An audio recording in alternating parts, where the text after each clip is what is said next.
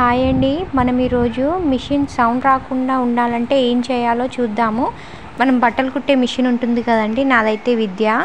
ఈ మిషన్ కొనైతే 5-6 సంవత్సరాల పైనే అవుతుందండి. మా అమ్మనే తీసుకుందనమాట నా కోసము. కొన్ని మిషన్స్ వాడకపోతే చాలా సౌండ్ వస్తుంది కదండి, అలా సౌండ్ రాకుండా ఉండాలంటే ఇలా చేయండి. నేను ఆయిల్ పోస్తున్నాను కదా, అవి మిషన్ పైన హోల్స్ ఉన్న దాంట్లో అయితే ఇలా ఆయిల్ పోసుకోవాలండి.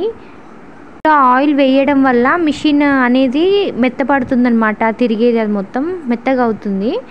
పైనే కాకుండా కింది వైపులో కూడా మనం తొక్కేటప్పుడు అది రొటేట్ అవుతుంది కదండి, అందులో కూడా వేసేసుకోవాలి ఇలా ఆయిల్.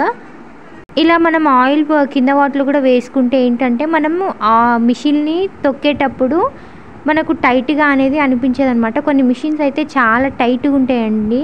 అలా బాగా టైట్ ఉండడం వల్ల మనకు కొద్దిసేపు తొక్కంగానే కాళ్ళని గుంజడం స్టార్ట్ అవుతాయి. అందుకని ఇలా అయితే ఆయిల్ వేసుకుంటే కొంచెం మెత్తగా అవుతుంది. అలాగే ఇలా మిషన్ని మనం పైకి తీస్తే మనకు ఇక్కడ అన్ని జాయింట్స్ కనిపిస్తున్నాయి కదా మిషన్వి, వాటిలో అన్నిట్లో వేసుకోవాలి. ఎక్కడెక్కడైతే జాయింట్స్ ఉన్నాయో మిషన్వి వాటన్నిటిలో ఆయిల్ వేసేసుకోవాలి.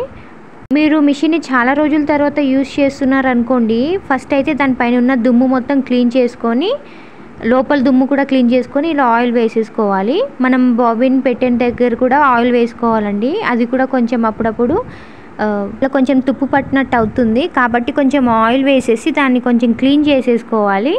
అయితే అది కూడా కొంచెం లూజ్ అవుతుంది. తర్వాత మనం పైన థ్రెడ్ పెట్టేది ఉంటుంది కదండి, అక్కడ పైన హోల్స్ ఉంటాయి మనకి. మనం పైకి అన్నామనుకోండి అది పైకి అవుతుంది మిషన్ది. ఇలా మనం ప్రతిసారి ఆయిల్ వేసుకోవడం వల్ల అయితే మిషన్ ఎక్కువగా సౌండ్ రాదండి. నేను తొక్కి చూసాను, సౌండ్ అయితే గమనించండి మీరు.